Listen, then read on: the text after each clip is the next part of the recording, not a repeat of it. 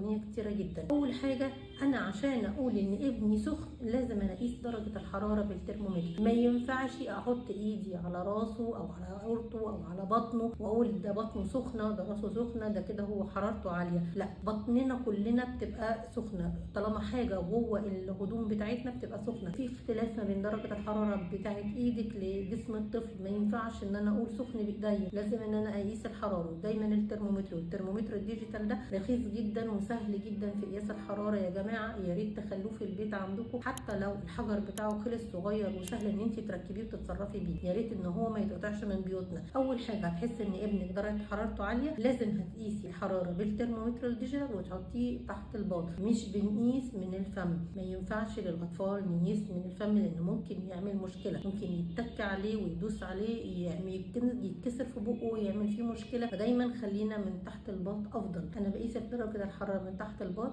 الترمومتر هو لوحده بيصفر درجه الحراره والقرايه اللي بتطلع، انا بزود عليها نص درجه، دي بتبقى القرايه الصحيحه. يعني لو طلعت 36 هزود نص درجه تبقى 36 ونص. طبيعي ان درجه الحراره بتبقى من 36 ونص ل 37 ونص، ده الطبيعي، او 37 وخمس شهور ده كده حرارته طبيعيه، ما عندوش مشكله، ما فيش اي مشاكل منه وكده حرارته كويسه. لو حضرتك حاسه ان هو سخن بايديكي ممكن يبقى نتيجه ان هو صهدان، ملبساه هدوم كتيره شويه، كان نايم ومتدفي ولسه صاحي فانت حاسه ان هو سخن. دي اول حاجه واهم حاجه. تاني حاجه ان انا اول ما الاقي ابني سخن ودرجه حرارته اعلى من 37 ونص لازم اتعامل معاه الاول. هديله دش او هغسل راسه او هشطفه وابدا اعمل له كمادات. الكمادات زي ما اتفقنا الكمادات بتتعمل ميه فتره من الحنفيه لميه ساقعه، ولا كحول ولا سبرتو، لان الحاجات دي غلط جدا ومش المفروض ان هي نستخدمها. فانا بعملها بميه فتره، بعملها يا اما على راس الطفل يا اما من تحت الباط يا اما من بين الفخدين، لان دي الاماكن اللي فيها الشرايين الكبيره اللي بتوصل لي بتبرد درجه حراره الدم فيها فبتنزل درجه حراره الجسم. يا اما ان انا بدي الطفل دش، ببدا اديله اي خفض حراره من منتجات الباراسيتامول. ما بستناش ان لما الطفل حرارته